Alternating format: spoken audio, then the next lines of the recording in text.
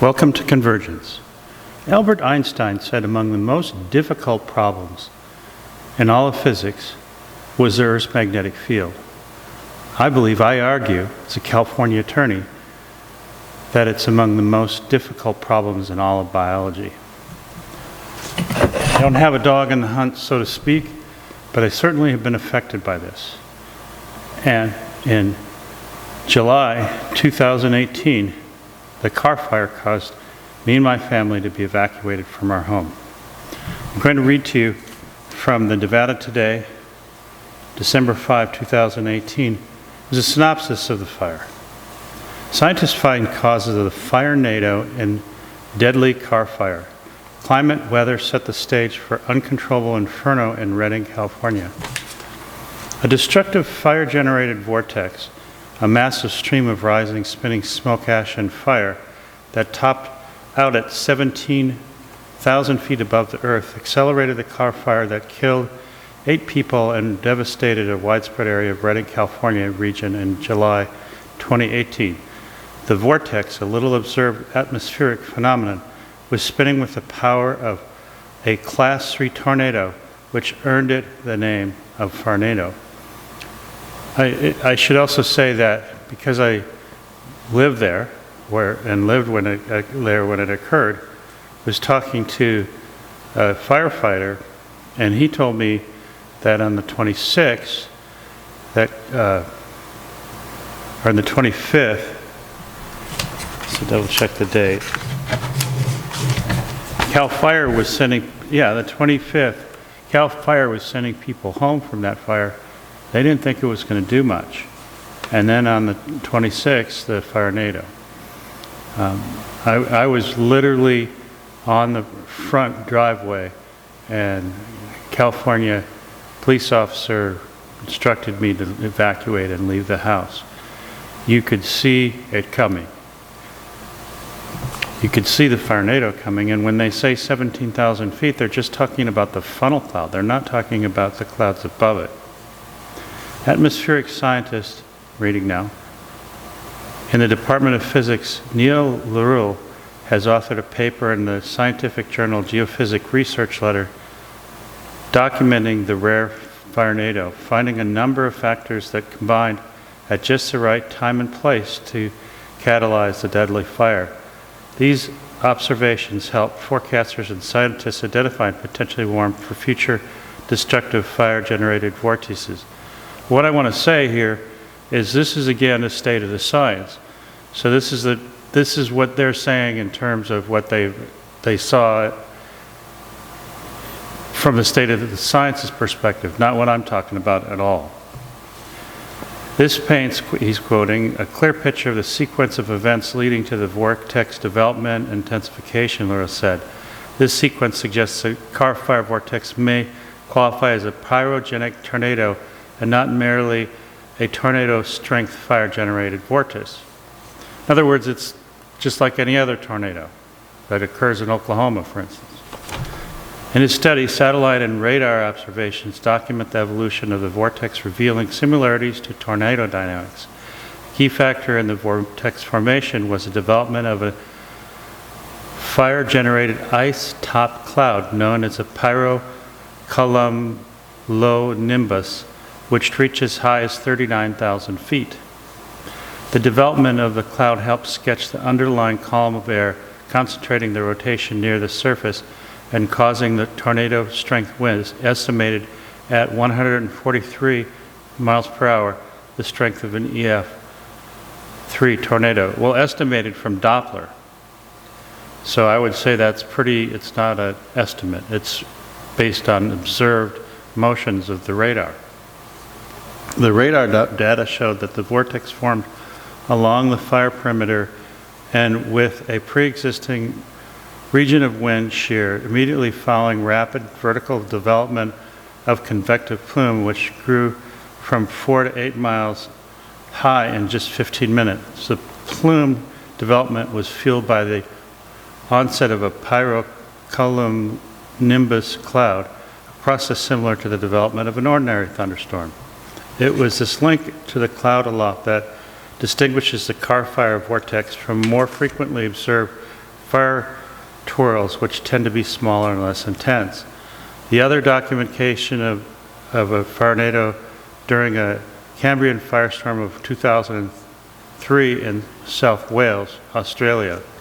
The data in the study came from the Weather Service NEXRAD radars located at Beale Air Force Base, Northern California, Eureka, California, and Medford, Oregon. The radar data has been used to study many other wildfires with pyrocumulonimbus clouds.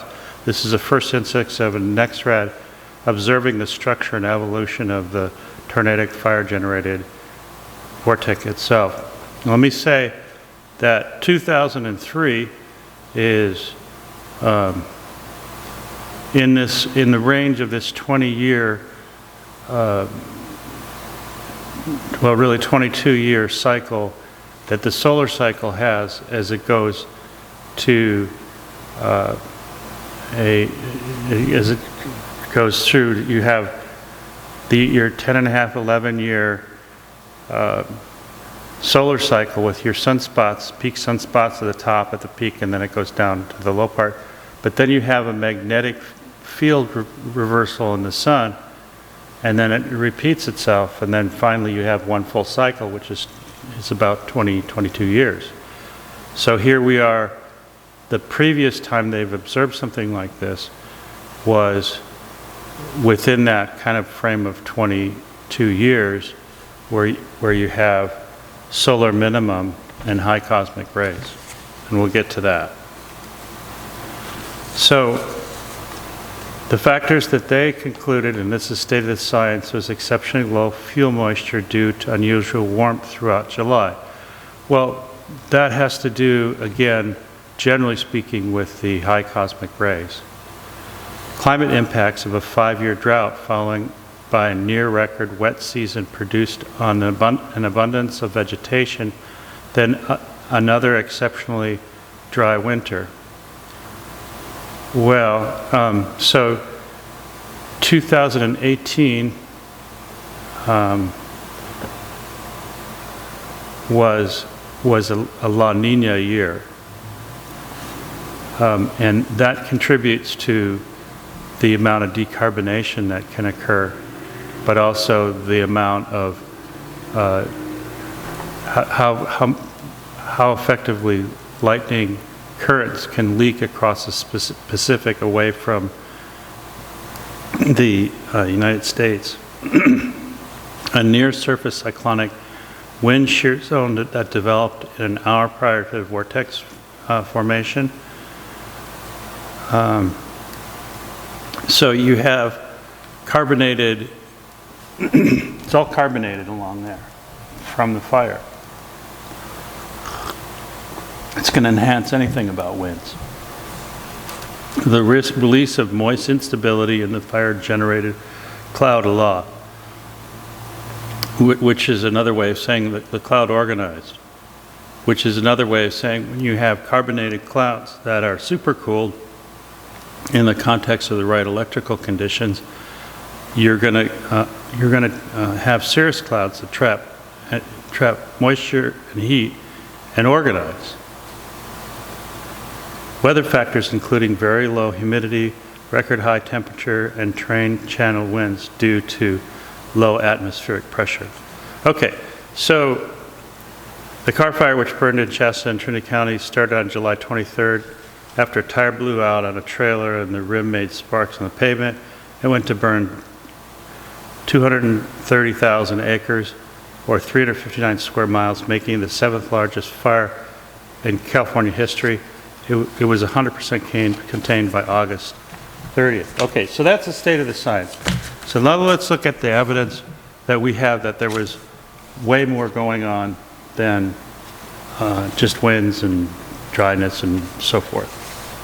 And I'm going to start, oddly enough, from the website spaceweather.com, which has an ability for you to go into its archives and look at space weather for a given day. And I'm going to take a look at what they had for July 25th. And before I talk about the data from that day that's most interesting, If you go to that website and do the archive search, they had a little story about something that that they were doing there at the website. So this is again from that day. Cosmic rays in the atmosphere. It's towards the end of the. It's in the kind of the center part of the website, and it was that day. Thank you for your patience while we continue to develop this new section of spaceweather.com. We've been working to streamline our data reduction, allowing us to post results from balloon flights much more rapidly, and we have developed new data product shown here. This plot displays radiation measurements not only in the stratosphere, but also at aviation altitudes. Dose rates are expressed as multiples of sea level. For instance, we see that boarding a plane that flies at 25,000 feet exposes passengers to dose rates about 10 times higher than sea levels. At 40,000 feet, the multiplier is closer to 50 times. These measurements are made by our usual cosmic ray payload as it passes through aviation altitudes and routes to the stratosphere over California. So what was going on in the eastern central part of California is they were shooting balloons up and they were getting measures of what the cosmic rays were coming to the Earth. And here we were, solar minimum, and the 25th, the website shows that the sun was blank, there's no sunspots, and we were starting this particular sunspot cycle, and more specifically, a sunspot cycle that is associated with some very significant weather events throughout climate history, certainly in the last 100 years. And what they were showing is cosmic rays had gone up from December 2014 to January 2017, I'm sorry, June 2017, they'd gone up 13%. And so they have students of this Earth to Sky calculus fly space weather balloons to the stratosphere over California. These balloons equipped with radiation sensors that detect cosmic rays, a surprisingly down-to-earth form of space weather. Cosmic rays can, and I'm quoting, seed clouds, trigger lightning, penetrate commercial airplanes. Furthermore, there are studies linking cosmic rays with cardiac arrhythmias, sudden cardiac death, and in the general population. Our recent measurements show that cosmic rays are intensifying with an increase of more than 13% since 2015. And that was as of, again, June 2017. So this is what they were talking about, but they didn't, like they do now, have the actual numbers that you can go to for this date. But what they did show is, even though there was no sunspots that day, on July 25th, 2018, the solar wind was 558 kilometers per second, and its density was 4.3 protons per centimeter cubed. Now, why is that important? Because we're talking about basically electrical particles that are coming from the sun with a very high intensity, which would disrupt any static organizations that had occurred relative to the high cosmic rays. So then on the 25th, again, just going into the archives of spaceweather.com, I'm sorry, 26th, so that would be the day after, the solar wind was now down under 500 kilometers per second. It was 451.7 kilometers per second. It had slowed down, and its density was now down to 2.4 protons per centimeters cubed. So not only was it slower, but it wasn't as thick with the atmosphere wasn't as thick with these particles that were streaming from the sun. And then on the 27th, we had another day, which was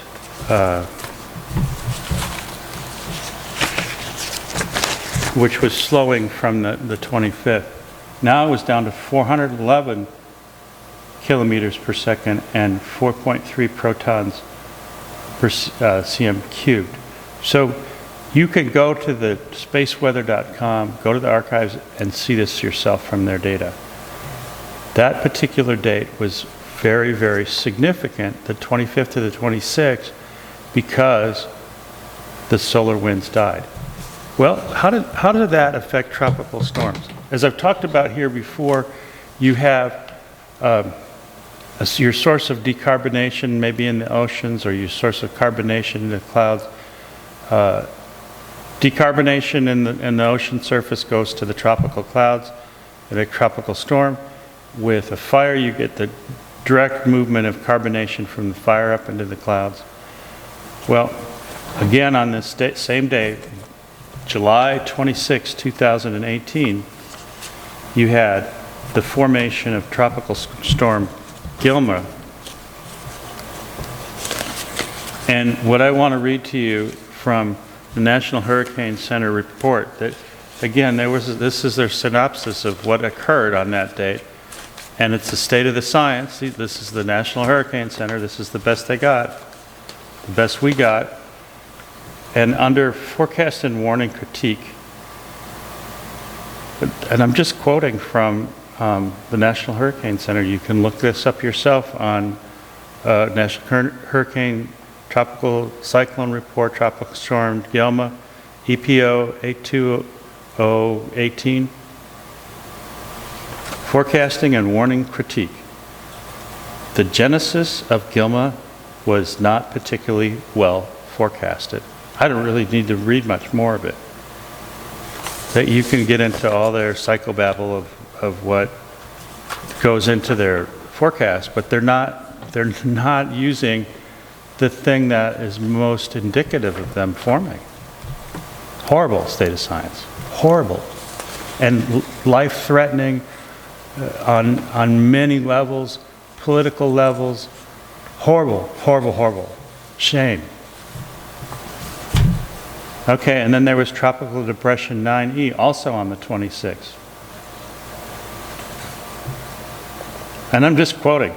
This is their own words. The genesis of Tropical Depression 9E was not well anticipated. Okay? My point is that anytime you have, there's an electrical complexity to tropical storms, period. There's an electrical complexity. And anytime you have solar winds over 500 kilometers per second, I've observed this over decades, tropical storms don't do as well. And that's because there's an electrical complexity. You have water is a powerful dielectric, but also a part of convection. It takes energy to make high pressure higher and low pressure lower, and it takes energy to put positive charges in a group and negative charges in a group, and water's what holds it together. And the stacking of storms electrically and mechanically to help them vent and breathe and to make use of the latent heat in the storm, you have to have electrical fields that are organized. And when you get a high energy, high density solar wind, it's going to make it more difficult for tropical storms to form. And the same thing is true with the firenado. You had an existing fire. It didn't blow up on the 25th. There wasn't a firenado on the 25th. That's not any part of their synopsis. They say it was dry. Well, it was dry on the 25th too, right? There's no reason for it to have not blown up on the 25th as compared to the 26th. They were sending people home from the firefighting crew. They were sending them home. They looked at it and they didn't think it was going to do anything. Same dry conditions.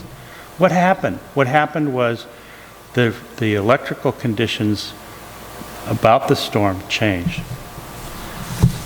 solar winds came down and became calmer. It started to organize electrostatically along with the mechanics of it. And you know, it's a function of electrical and carbonation. If you got a tornado in the tornado alley, you're going to have decarbonation from the Gulf of Mexico. Here, your carbonation is coming directly from the fire. You're going to have more lightning in a tornado alley. It's over land, and there's plenty of moisture. There's frontal activity, so you're going to get lightning to drive the microphysics and the cloud organizations.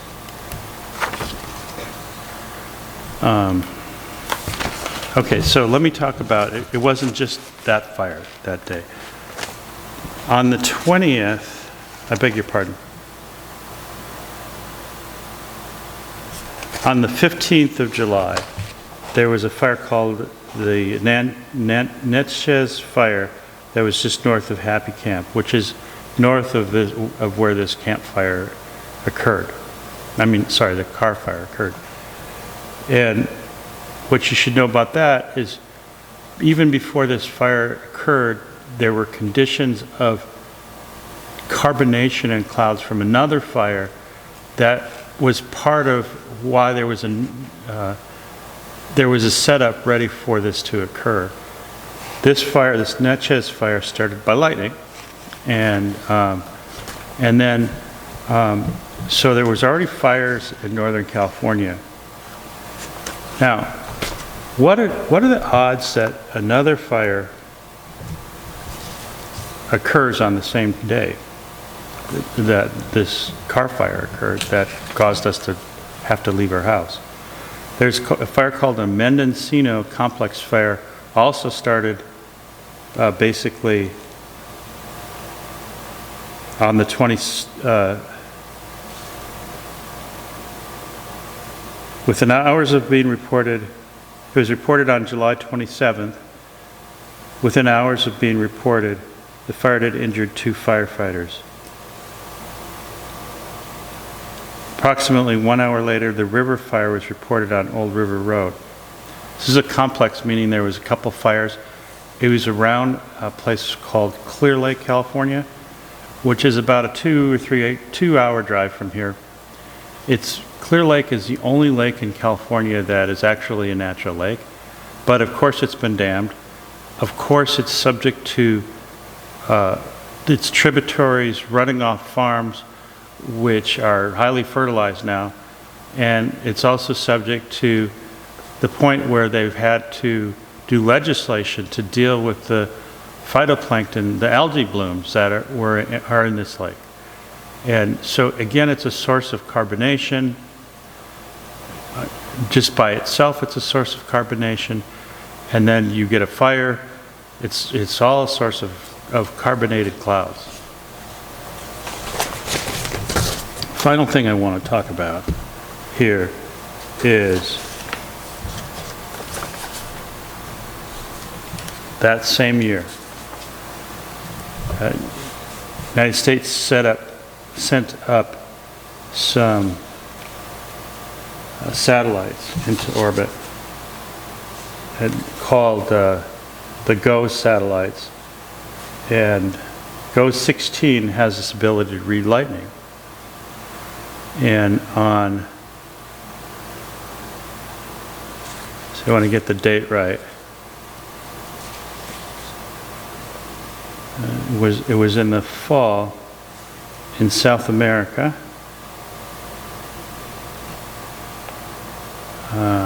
Beg your pardon. It's March 2019. There was a mega flash.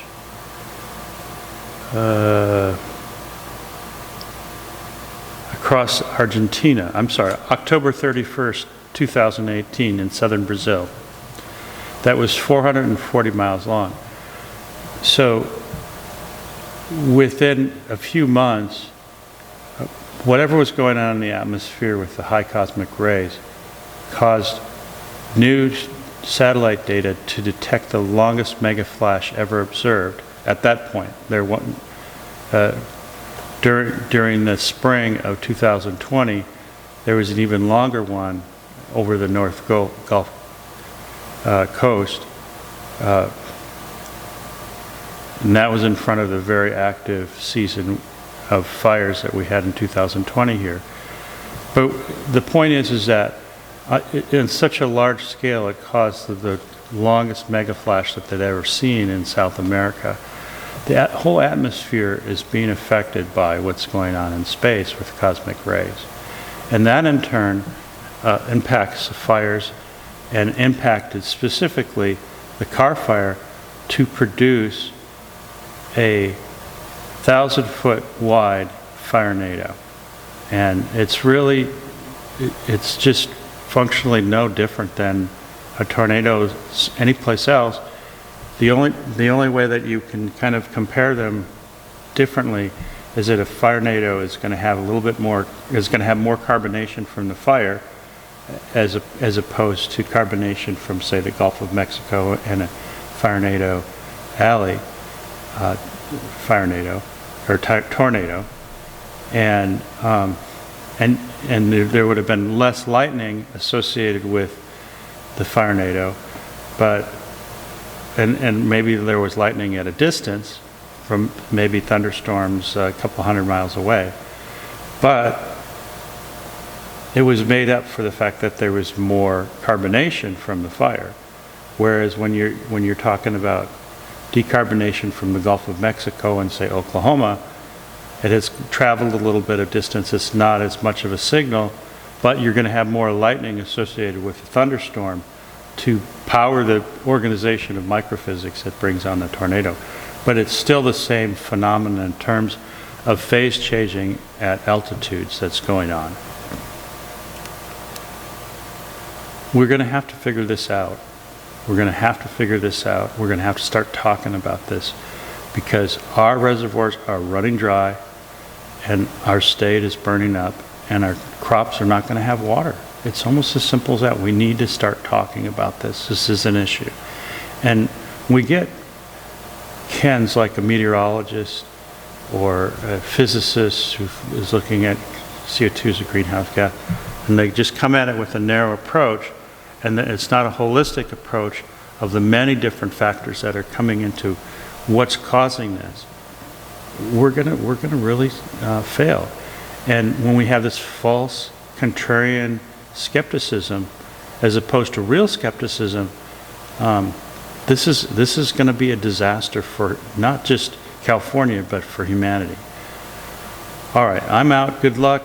Please like if you like, subscribe if you do like. Thank you very much for your time.